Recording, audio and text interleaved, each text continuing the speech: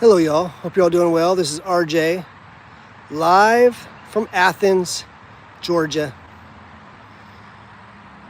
Right here along Highway 78, just on the south side of Athens, Georgia.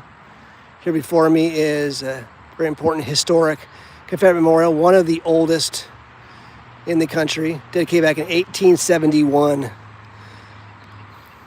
Created, built, dedicated at great sacrifice. The entire area was plundered, looted, devastated, economically destroyed. Yet the folks managed to pull together enough money to, over a couple years, to build, create, and dedicate this Confederate Memorial right here, which would have been an equivalent of about $120,000 in today's money. It's truly a war memorial, covered with the names of those from Clark County here that served and died in America's largest war. They answered the call. They did their duty to serve and protect and defend their homes, their families, and homelands.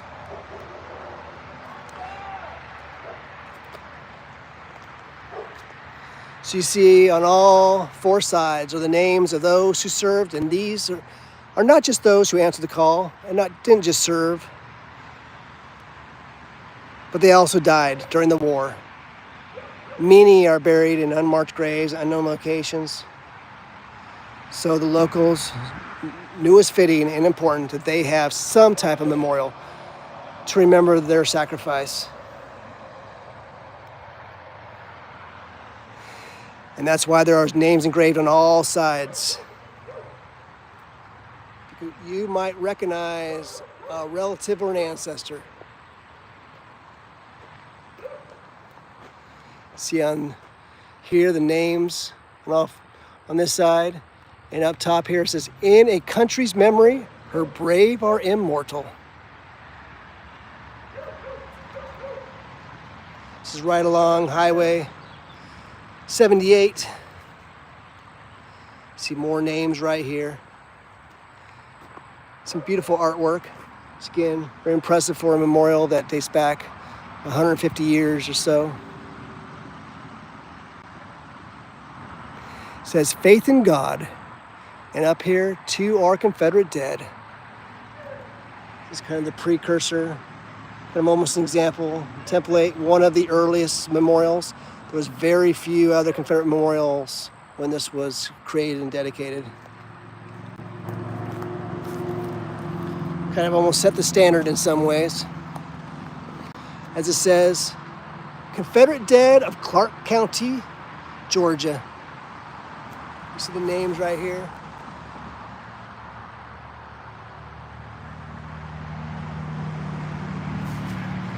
And up top, "Bright angels come and guard our sleeping heroes."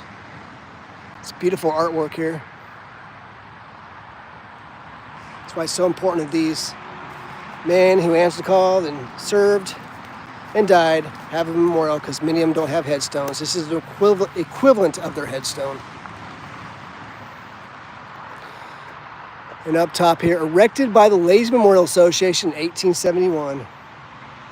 And on the side here it says, "True to the soil that gave them birth and reared them men, true to their ancestors of high renown and hallowed worthy, cherishing the sentiments of home and country, and the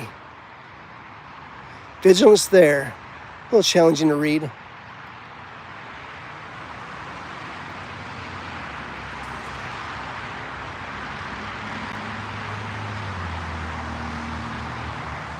Maybe you can stop that and read this. I think the last two lines are, "They won their title to an immortality of love and reverence." Beautiful sentiments there.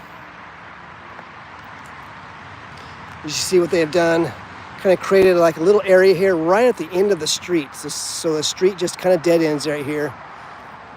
This gives a little bit of a history. There's a little bit of a background right here. The Athens Confederate Monument.